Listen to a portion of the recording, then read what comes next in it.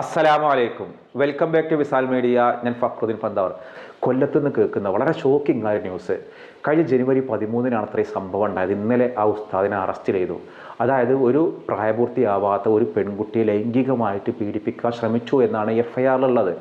കൊല്ലം ഭാഗത്തുള്ള നവാസ് എന്ന പേരുള്ള 49 വയസ്സുള്ള ഒരു ഉസ്താദ് അറസ്റ്റിലായി. നമ്മുടെ മക്കളെ നമ്മൾ വളരെ വിശ്വാസത്തോടു കൂടി ഉസ്താദുമാരുടെ അടുത്തേക്ക് പറഞ്ഞയക്കുന്നത് 4 അക്ഷരം മതപരമായിട്ട് അറിവ് പഠിക്കാനാണ്. പക്ഷെ അവരുടെ കയ്യിൽ നിന്ന് ഇതുപോലെയൊരു ഒരിക്കലും അംഗീകരിക്കാൻ കഴിയാത്തൊരു പ്രവർത്തനം ഉണ്ടാകുമ്പോൾ നാളെ എൻ്റെ മക്കളെ മദ്രസയിലേക്ക് പറഞ്ഞയക്കുന്നില്ല, എന്ത് സുരക്ഷിതത്വമാണ് അവിടെ ഉള്ളതെന്ന് ചോദിച്ചാൽ എന്ത് മറുപടിയാണ് കമ്മിറ്റിക്കാർക്കും മറ്റും പറയാനുണ്ടാവുക? ഇത്തരം വാർത്തകൾ നമ്മൾ എത്രയോ ഇത്തരം വാർത്തകൾ കാണുന്നു. എന്താണ് ഒരു അവസാനമില്ലാത്തത്? എന്തുകൊണ്ടാണ് ബന്ധപ്പെട്ട ആളുകൾ ഇതിനെതിരെ ശക്തമായിട്ട് പ്രതികരിക്കാത്തത്? ഈ ഒരു വാർത്തക്ക് താഴെ വന്ന കമൻറ്റുകൾ കാണുമ്പോൾ തന്നെ നമ്മുടെ ഉള്ളിൽ വല്ലാത്തൊരു കൊത്തിവലിക്കലാണ്. ഈ സമൂഹത്തിന് 4 ഭാഗത്തു നിന്നും ആളുകൾ കൊത്തിവലിക്കാൻ വേണ്ടി ഇട്ടുകൊടുക്കുന്നതാണ് ഇത്തരം വാർത്തകൾ എന്നുള്ളതാണ്. ഞാൻ ഈ മനോരമയിലാണ് ഈ വാർത്ത കണ്ടത്. ആ വാർത്തക്ക് താഴെ ഇതിപ്പോൾ ഇനി ഇയാൾ നിരപരാധിയാണോ അപരാധിയാണോ അല്ലെങ്കിൽ കള്ളക്കേസ് എടുത്തതാണോ കുട്ടികളെ അടിച്ചതിൻ്റെ പേരിൽ കേസ് എടുത്തതാണോ ഇതൊന്നും നമുക്കറിയില്ല. പക്ഷേ ഇത്തരം കേസുകൾ വർദ്ധിക്കുകയും ഇത്തരം കേസുകളുടെ പേരിൽ ഒരുപാട് ആളുകൾക്കെതിരെ ശിക്ഷയുണ്ട്. പക്ഷേ സ്കൂളിലെ ഏതെങ്കിലും അധ്യാപകനോ പൂജാരിയോ ചെയ്യുമ്പോഴില്ലാത്ത വാർത്താ പ്രാധാന്യമാണ് അല്ലെങ്കിൽ ഒന്നിച്ചുള്ള ആക്രമണമാണ് മദ്രസയിലെ ഉസ്താദുമാരെ ഇങ്ങനത്തെ സംഭവം ഉണ്ടായാൽ കമൻറ്റുകളായിട്ട് വരുന്നത്. കാരണം ഈ അടുത്തൊരു പൂജാരിയെ സമാന സംഭവം അറസ്റ്റ് ചെയ്തു. ആ പൂജാരിയുടെ മാത്രം തെറ്റായിരുന്നു അത്. ഒരു സ്കൂളിലൊരു പ്രധാന അധ്യാപകൻ പോക്സോ കേസിൽ കുടുങ്ങിയൊരു സംഭവം ട്രിവാൻഡ്രത്തുണ്ടായി. അദ്ദേഹം ഒളിവിൽ കഴിയുന്നൊരു സംഭവം വാർത്തയിൽ വന്നു. ഒരാൾക്കും ഒരു പ്രശ്നമില്ല. ഒരു സിനിമാ നടൻ കുട്ടിക്കൽ ജയചന്ദ്രൻ എന്ന് പറയുന്ന ഒരാൾ സുപ്രീം കോടതിയിൽ പോയിട്ട് ഒരു കുട്ടിയെ പീഡിപ്പിച്ചതിന് മുൻകൂർ ജാമ്യം എടുത്തു. അയാളുടെ മതം ഒരു പ്രശ്നമില്ല. ഈ ഒരു മദ്രസയിലെ അധ്യാപകൻ ഈ ഒരു സംഭവം ചെയ്തൊരു വാർത്ത വരുമ്പോൾ അവിടെ മതം പ്രശ്നമാണ്. അതിൽ വന്നൊരു കമൻറ്റുകൾ എന്നെ വല്ലാതെ ഞെട്ടിപ്പിച്ചു. അത് വായിക്കുമ്പോൾ നമ്മുടെ ഉള്ളിലും വല്ലാത്തൊരു ഷോക്കിംഗ്.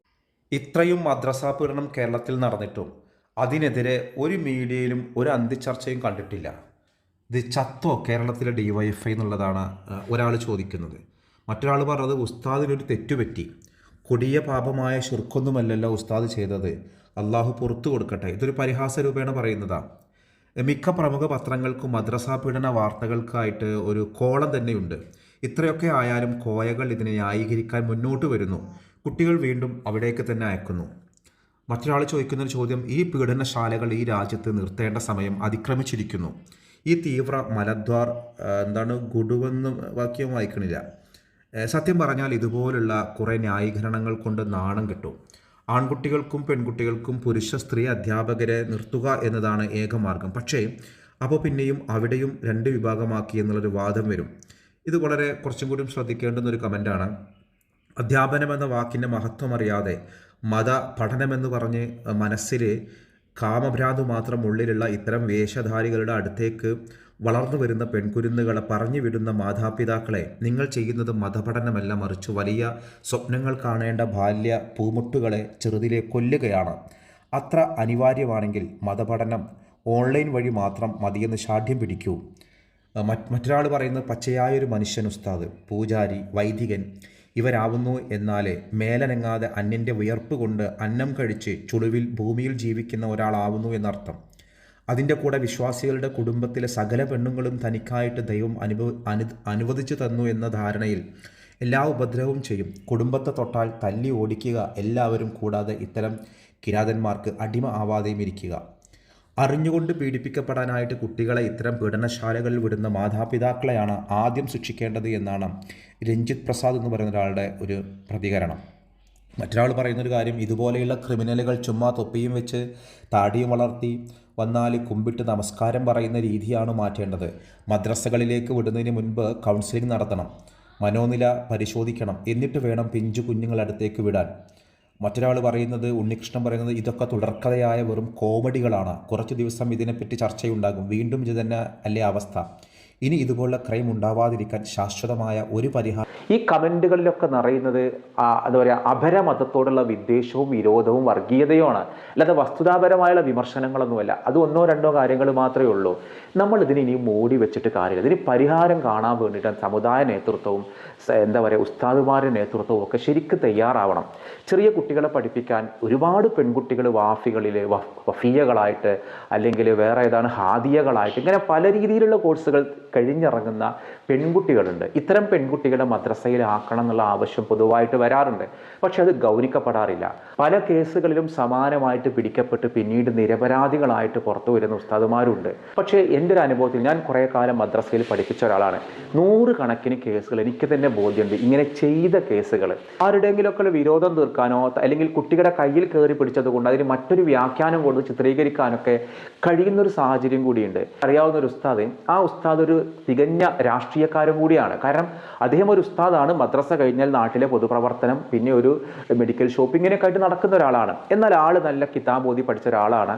ആ രീതിയിൽ അദ്ദേഹം മദ്രസയിലെ ഉസ്താദും കൂടിയാണ്. മദ്രസയിലെ ഉസ്താദിൻ്റെ രീതിയിൽ നിൽക്കും ഒരു കുഴപ്പവും അയാൾക്കില്ല. അയാൾ സദർ ഉസ്താദാണ്, എല്ലാ നിലക്കും പെർഫെക്റ്റ് ആണ്.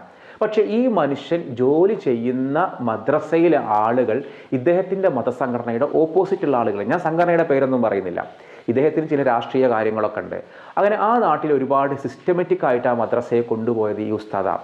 അങ്ങനെ മുന്നോട്ട് പോകുന്ന സമയത്ത് എന്തോ ഒരു കാര്യത്തിനൊരു കുട്ടി നേരം വൈകി വരികയോ അല്ലെങ്കിൽ പഠിക്കാതെ വരികയോ എന്തോ കാരണം എന്നുള്ളത് എനിക്കറിയില്ല.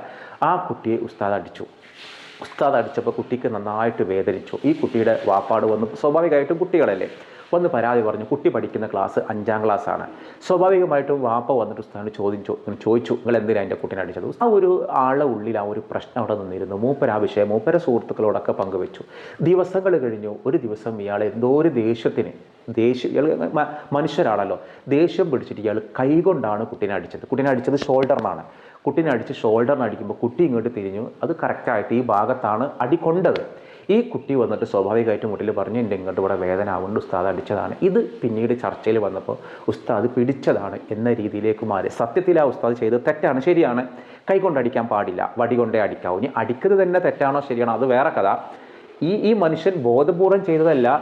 അടി വരുന്നത് കണ്ടപ്പോൾ പെട്ടെന്ന് നമ്മളങ്ങനെയുള്ള ഒരു സെക്കൻഡുകൾക്കുള്ളിൽ നമുക്ക് തീരുമാനം എടുക്കാൻ കഴിയും. ചിലപ്പോൾ പെട്ടെന്ന് ഉസ്താദ് അടിക്കുന്നു, കുട്ടി ഇങ്ങോട്ട് പേടിച്ച് പിന്മാറുന്നു, സൈഡ് വലിയുന്നു, കുട്ടിയുടെ കൂടെ കൊള്ളുന്നു.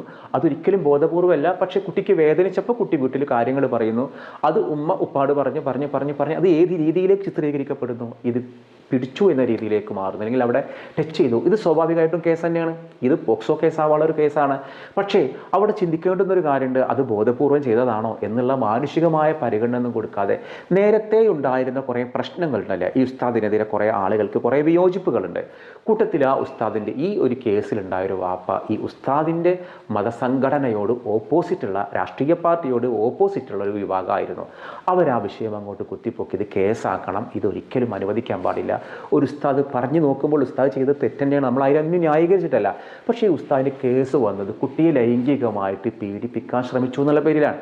സത്യത്തിൽ ഈ ഉസ്താദ് ലൈംഗികമായിട്ട് കുട്ടിയെ പീഡിപ്പിക്കാൻ ശ്രമിച്ചതല്ല. ആ ഉസ്താദ് അവിടെ ചെയ്ത സേവനങ്ങൾ, ആ ഉസ്താദ് അവിടെ കുത്തുബിയത്തുണ്ടെങ്കിൽ അവിടേക്ക് ഉസ്താദിൻ്റെ പരിചയത്തിലുള്ള സമ്പന്നരെ കൊണ്ട് അവിടേക്ക് സംഭാവന ചെയ്യിപ്പിക്കലുണ്ട്. ആ കുത്തുബിയത്തിൻ്റെ ആളുകളുടെ കയ്യിൽ നിന്ന് പണം പിരിച്ചിട്ട് ഒരു അരി, മറ്റേ നെയ്ച്ചോറിൻ്റെയോ അല്ലെങ്കിൽ ബിരിയാണിയുടെയോ അരി വാങ്ങിയിട്ട് ചോറ് കൊടുക്കേണ്ട ആവശ്യം ഉണ്ടാക്കലില്ല. അദ്ദേഹം ആരോടെങ്കിലുമൊക്കെ സംഭാവന ചെയ്യിപ്പിക്കും.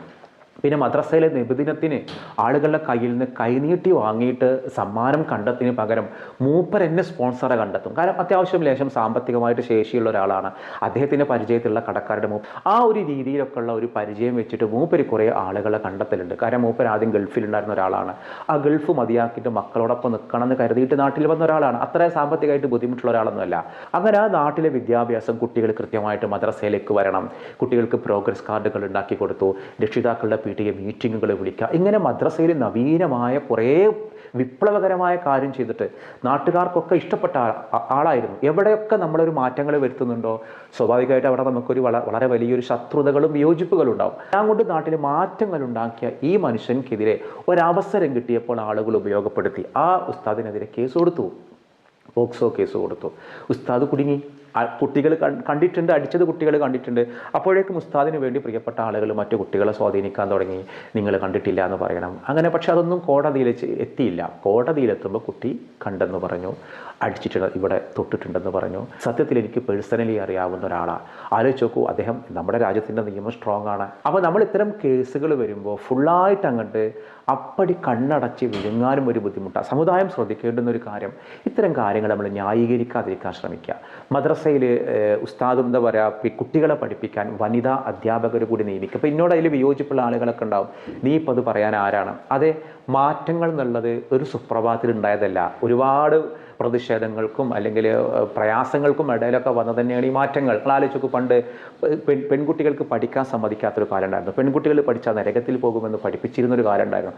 അത് മാറി പെൺകുട്ടികൾക്ക് മാത്രമുള്ള കോളേജുകളും സ്ഥാപനങ്ങളും ഉണ്ടാക്കുന്നിടത്തേക്ക് എത്തിയില്ലേ നമ്മുടെ ആളുകൾ? ഫോട്ടോ എടുക്കൽ ഹറാമാണെന്ന് പഠിപ്പിച്ചൊരു കാലം ഉണ്ടായിരുന്നു. ഇപ്പോൾ ഫോട്ടോ എടുക്കൽ അത്യാവശ്യമാണെന്ന് അല്ലെങ്കിൽ അനിവാര്യമാണെന്ന് നമ്മൾ മനസ്സിലാക്കുന്നൊരു കാലമായി മാറി. അപ്പോൾ എന്തുകൊണ്ടും നമുക്ക് മാറ്റങ്ങൾ സ്വാഭാവികമായിട്ടുണ്ടാകും. ആ കൂട്ടത്തിൽ വളരെ വരേണ്ടുന്നൊരു മാറ്റമാണ് ഈ ഒരു വനിതാ അധ്യാപകരെ നിയമിക്കുക എന്നുള്ളത്. പെട്ടെന്ന് അത് കേൾക്കുമ്പോൾ ഒരു പ്രയാസം തന്നെയാണ്. കാരണം അതിപ്പോൾ എങ്ങനെ ആവാന്ന്, ഇതൊക്കെ നമ്മൾ പഠിപ്പിച്ചിറക്കുന്ന മക്കളുണ്ടല്ലോ. നമ്മൾ ഇത്തരം സ്ഥാപനങ്ങൾ നടത്തിയിട്ട് പെൺകുട്ടികളെ നമ്മൾ നല്ല മതവിരുദ്ധമുള്ളവരാക്കി മാറ്റുന്നുണ്ട്. പിന്നെ എന്തുകൊണ്ടാണ് നമുക്ക് അവരെ വെച്ചിട്ട് ഇത്തരം സ്ഥാപനങ്ങളിൽ വനിതാ അധ്യാപകരാക്കിയിട്ട് വെച്ചുകൂടാ? അവരാകുമ്പോൾ അവർക്കൊരു വരുമാനം കൂടിയാവും അത്രയും ഉമ്മമാർക്ക് അല്ലെങ്കിൽ ഇന്നലത്തെ ചോദ്യത്തിൻ്റെ ഉത്തരം ബുറാഖ് എന്നുള്ളതാണ്. നമ്മൾ ഇന്ന് ചോദിക്കുന്ന ഒരു ചോദ്യം, മെഹറാജിൻ്റെ രാവിൽ അള്ളാഹുവിൻ്റെ അടുത്തേക്ക് എത്തിയ ഹബീബായ നബിക്ക് അള്ളാഹു ആദ്യം എത്ര വഖത്ത് നമസ്കാരമാണ് നിർബന്ധമാക്കിയത്? പിന്നീട് മൂസാ നബി അലൈഹി ഇസ്ലാമിനെ കാണുകയും പിന്നീട് അത് കുറയ്ക്കുകയും ചെയ്തിരുന്നു. ആദ്യം എത്ര വഖത്തായിരുന്നു നിർബന്ധമാക്കിയിരുന്നത് എന്നുള്ളതാണ് ചോദ്യം. ഉത്തരം നിങ്ങൾ കമൻറ്റ് ചെയ്യുക. മറ്റൊരു ദിവസം മറ്റൊരു വീഡിയോയുമായി വീണ്ടും കാണാം. അസ്സലാമു അലൈക്കും.